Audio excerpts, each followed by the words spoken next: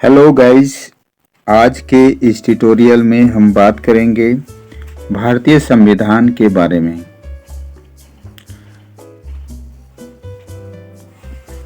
भारतीय संविधान, जैसा कि हम लोग जानते हैं कि किसी भी संस्था को चलाने के लिए नियम और कानून की आवश्यकता पड़ती है।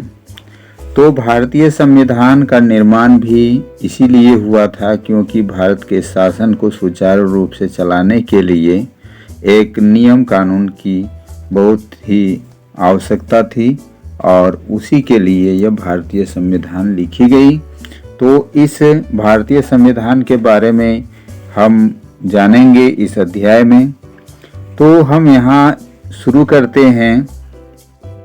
इस अध्याय में हम फुटबॉल के खेल से अपनी बात शुरू करेंगे, ठीक है।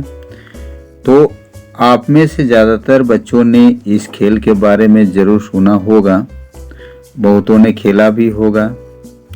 तो जैसा कि इसके नाम से ही अंदाज़ा हो जाता है, यह खेल पैरों से संबंधित है।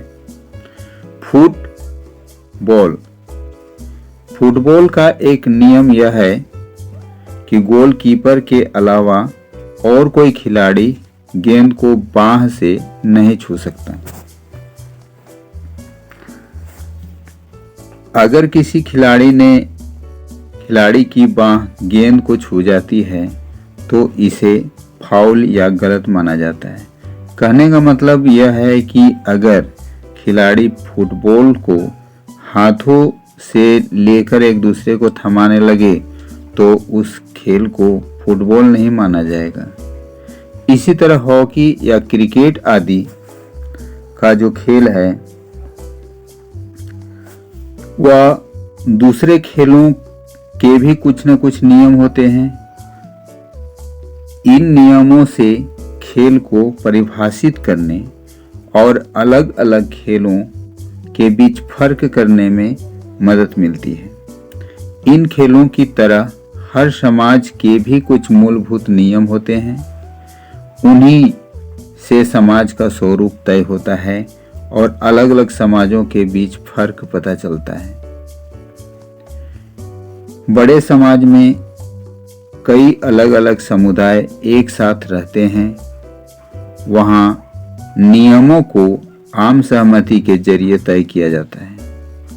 आधुनिक देशों में यह सहमति आमतौर पर लिखित रूप में पाई जाती है। तो जिस दस्तावेज में हमें ऐसे नियम मिलते हैं उसे संविधान कहा जाता है। कहने का मतलब है कि किसी भी संस्था को चलाने के लिए नियम की जरूरत होती है, तो इस देश को चलाने के लिए भी नियम और कानून की आवश्यकता होती है। और यह नियम और कानून का लिखित दस्तावेज है जिसे हम संविधान कहते हैं। कक्षा 6 और 7 में भी सामाजिक एवं राजनीतिक जीवन की पाठ्य पुस्तकों में हम भारतीय संविधान पर चर्चा कर चुके हैं। इन किताबों को पढ़कर क्या कभी यह सवाल आपके भीतर पैदा हुआ है कि हमें संविधान की जरूरत क्यों पड़ती है? क्या आपने यह जानने की कोशिश की कि संविधान कैसे लिखा गया, कौन लिखा?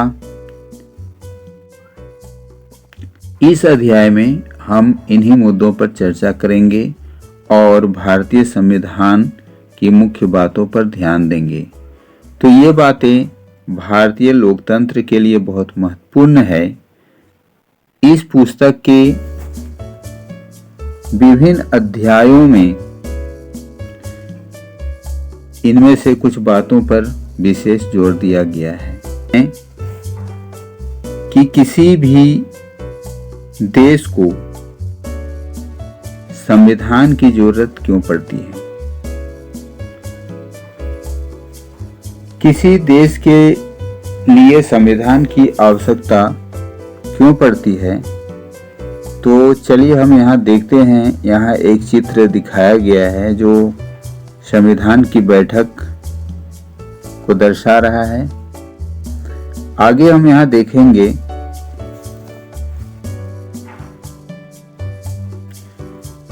कि आज दुनिया के ज़्यादातर देशों के पास अपना संविधान है।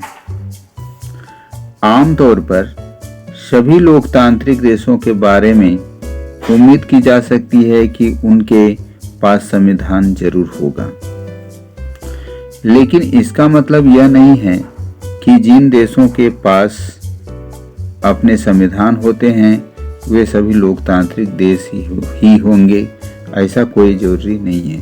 तो संविधान कई उद्देश्यों की पूर्ति करता है। पहला, यह दस्तावेज उन आदर्शों को सूत्रबद्ध करता है जिनके आधार पर नागरिक अपने देश को अपनी इच्छा और सपनों के अनुसार रच सकते हैं। यानी संविधान ही बताता है कि हमारे समाज का मूलभूत स्वरूप क्या हो।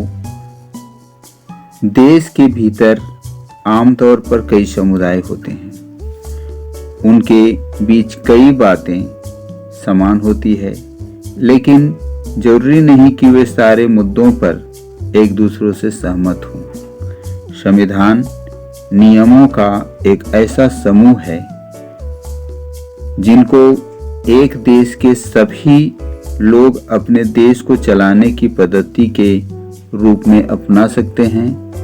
उसके जरिए वे न केवल यह तय करते हैं कि सरकार किस तरह की होगी, बल्कि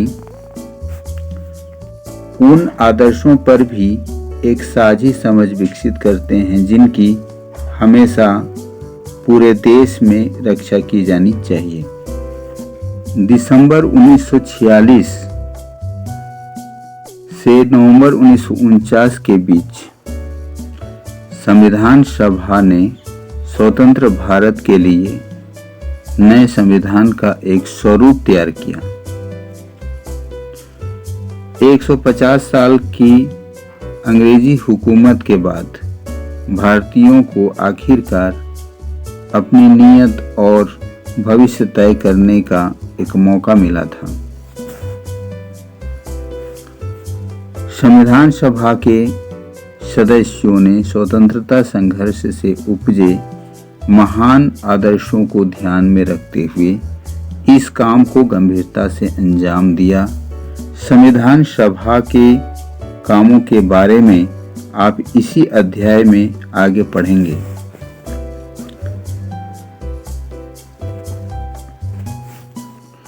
तो बगल में दिए गए चित्र में प्रधानमंत्री जवाहरलाल नेहरू संविधान सभा को संबोधित कर रहे हैं। आप सब जानते हैं कि स्वतंत्र भारत का यानी आज़ादी मिलने के बाद सबसे पहले प्रथम प्रधानमंत्री पंडित जवाहरलाल नेहरू नियुक्त हुए थे। इन बातों का क्या मतलब है, यह समझने के लिए आइए दो बिल्कुल अलग अलग परिस्थितियों पर गौर करें।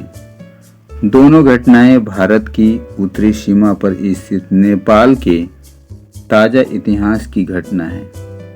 समाचार पत्रों के माध्यम से ऊपर दी गई खबर में बताया गया है कि नेपाल के लोगों ने हाल ही में एक अंतरिम संविधान को मंजूरी दी है। सवाल यह उठता है कि जब नेपाल में पहले से ही संविधान था तो उसे नई संविधान की जरूरत क्यों पड़ी। इसका कारण यह है कि कुछ समय पहले तक नेपाल एक राजतंत्र था, वहाँ राजा का शासन था। 1990 में बना नेपाल का पिछला संविधान इस सिद्धांत पर आधारित था कि शासन का सर्वोच्च सत्ता राजा के पास होगी। नेपाल के लोग कई दशक से लोकतंत्र की स्थापना के लिए जन आंदोलन करते चले आ रहे थे। इसी संघर्ष के फलस्वरूप 2006 में आखिरकार उसे राजा की सत्ता को खत्म करने में कामयाबी मिली। नेपाल के लोग लोकतंत्र के रास्ते पर चलना चाहते थे और उसके लिए उन्हें एक नए संविधान चाहिए था। वे पिछले संविधान को इसलिए नहीं अपनाना चाहते थे क्योंकि उसमें वे आदर्श नहीं थे जो वे नेपाल के लिए होने चाहिए थे और जिनके लिए वे लड़ते रहे थे। तो जिस तरह फुटबॉल के खेल में नियम बदलते ही खेल बदल जाता है, उसी तरह नेपाल को भी राजतंत्र की जगह लोकतांत्रिक शासन व्यवस्था पर चलने के लिए अपने सारे नियम बदलने होंगे ताकि एक नए समाज की रचना हो सके। यही कारण है कि नेपाल के लोगों ने 2015 में अपने देश के लिए एक नया संविधान अपनाया। तो ऊपर के चित्र के साथ दिए गए अंश में लोकतंत्र के लिए नेपाल के संघर्ष के बारे में बताया गया है। संविधान का दूसरा मुख्य उद्देश्य होता है देश की राजनीतिक व्यवस्था को तय करना। नेपाल के पुराने संविधान में कहा गया था कि देश के शासन की बागडोर राजा और मंत्रिमंडल के हाथ में रहेगी। जिन देशों ने लोकतांत्रिक शासन पद्धति या राज व्यवस्था चुना है, वहां निर्णय प्रक्रिया के नियम तय करने में संविधान बहुत अहम भूमिका अदा करता है। लोकतंत्र में हम अपने नेता खुद चुनते हैं ताकि हमारी ओर से वे सत्ता का जिम्मेदारी के साथ इस्तेमाल कर सकें। फिर भी इस बात की संभावना हमेशा रहती है कि ये नेता सत्ता का दुरुपयोग कर सकते हैं। इस तरह की विकृतियों से बचाव का उपाय संविधान में मिलता है। राजनेताओं द्वारा सत्ता के इस दुरुपयोग से लोगों के साथ भारी अन्याय हो सकता है। इसका एक उदाहरण नीचे दी गई चित्रकथा पट में देखा जा सकता है। यहाँ पर हम देखते हैं इस उदाहरण में कि सुरेश अपनी कक्षा का मॉनिटर है। वह दबंग किस्म का लड़का है। उसके सहपाठी भी उसे पसंद नहीं करते। क्लास टीचर श्रीमती रवि अचानक बाहर जाना चाहती है। वह सुरेश को सब बच्चों का ख्याल रखने के लिए बोलकर चली जाती है। सुरेश मौके का फायदा उठाता है और अनिल को तंग करने लगता है।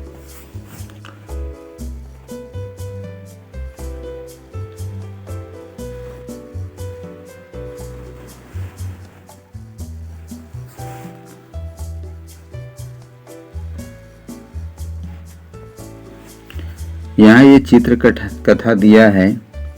ये कह रहा है, अनिल, आज मैं राव मैडम से तुम्हारी शिकायत लगाने वाला हूँ। लेकिन मैंने क्या किया है?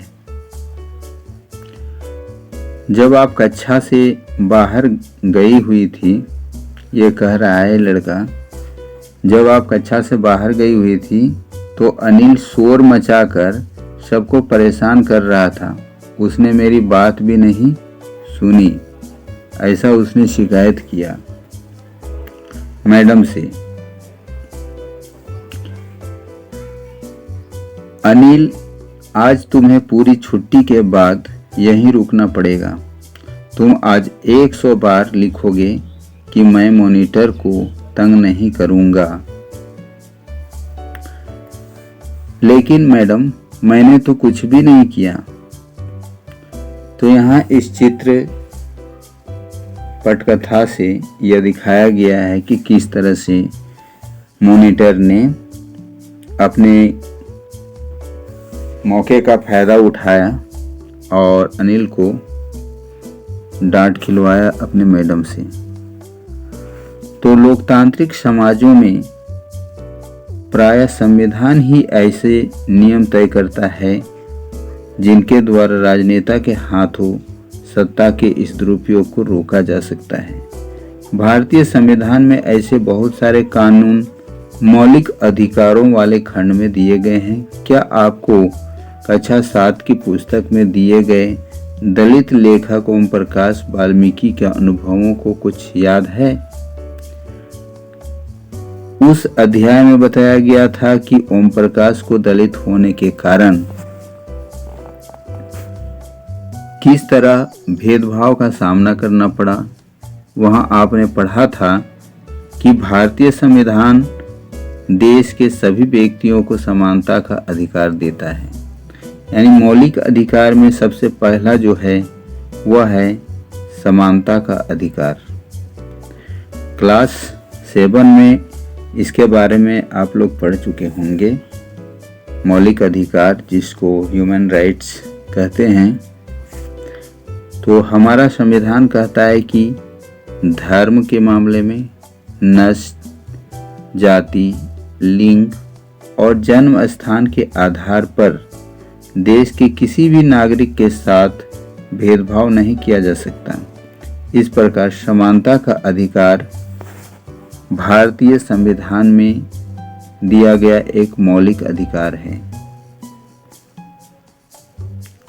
ठीक है।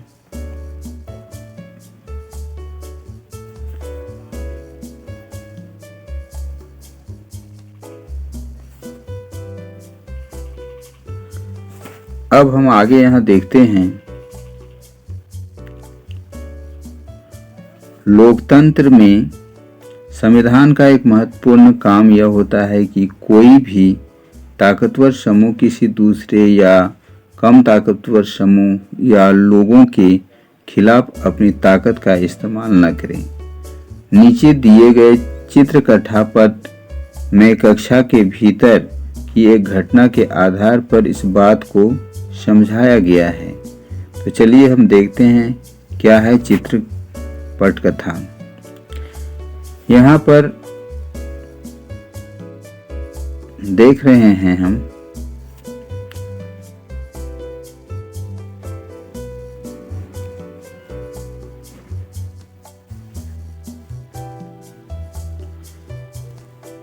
खेलों की घंटी शुरू होने वाली है।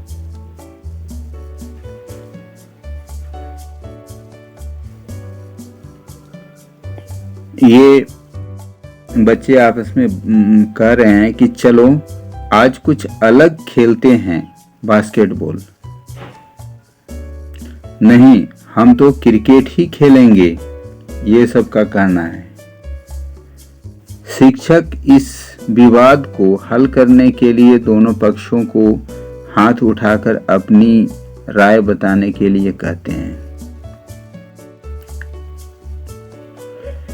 यह तो होना ही था, लड़कों को की संख्या कक्षा में ज़्यादा है। यानी बहुमत, यहाँ बात आ गई कि जिसका सबसे ज़्यादा संख्या रहेगा उसी का बात माना जाएगा।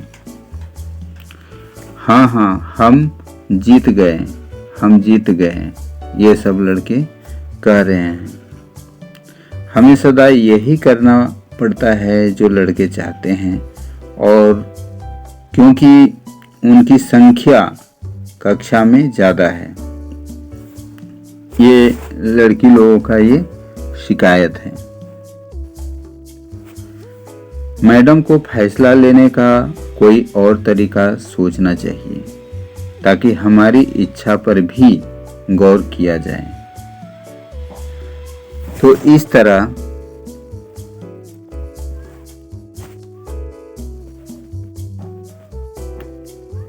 अस्वस्थ हालात लोकतांत्रिक समाजों में भी पैदा हो सकते हैं, जहां बहुमत वाला गुट लगातार ऐसे फैसले लागू करता रहता है जिसमें अल्पसंख्यकों की सहमति नहीं होती है और उनका नुकसान होता है। तो जैसा कि इस चित्र कथापत्र से पता चलता है कि बहुमत की निरंकुशता का खतरा हर समाज में बना रहता है। संविधान में दिए गए नियमों से इस बात का ख्याल रखा जाता है कि अल्पसंख्यकों को किसी ऐसी चीज से वंचित न किया जाए जो बहुसंख्यकों के लिए सामान्य रूप से उपलब्ध है। अल्पसंख्यकों पर बहुसंख्यकों की इस निरंकुशता या दबदबे पर प्रतिबंध लगाना भी संविधान का महत्वपूर्ण कार्य होता है। यह दबदबा एक समुदाय द्वारा दूसरे समुदाय के ऊपर भी हो सकता है, जिसे अंतर सामुदायिक या इंटर कम्युनिटी वर्चस्व कहते हैं, या फिर एक ही समुदाय के भीतर कुछ लोग दूसरों को दबा सकता है, जिसे अंतर सामुदायिक या इंटर कम्युनिटी वर्चस्व कहते हैं। संविधान क्यों होना चाहिए? इसका तीसरा महत्वपूर्ण कारण यह है कि हम खुद को अपने आप से बचा सकें। यह बात सुनने में जरा अजीब लगता है। असल में इसका मतलब यह है कि कई बार हम किसी मुद्दे पर बहुत तीखे ढंग से सोचते हैं। ऐसे विचार हमारे व्यापक हितों के लिए नुकसानदेह हो सकते हैं। तो संविधान हमें ऐसी भावनाओं से बचाने में मदद करती है। इसे समझने के लिए नीचे के चित्र कथापट को देखिए। यहाँ पे शबनम दुविधा में है, उसे कुछ तय करना है। कल की परीक्षा के लिए मुझे 2 अध्याय पढ़ने हैं, लेकिन इस समय तो मेरा पसंदीदा टीवी कार्यक्रम आ रहा है। मैं इसे देखे बिना नहीं रह सकती। पर अगर मैं ऐसा करती हूँ तो मैं ये दोनों अध्याय नहीं पढ़ पाऊंगी। ये अपने में ये सोच रही है। शबनम, तुम परेशान लग रही हो, क्या बात है? उनकी मम्मी ने बोली।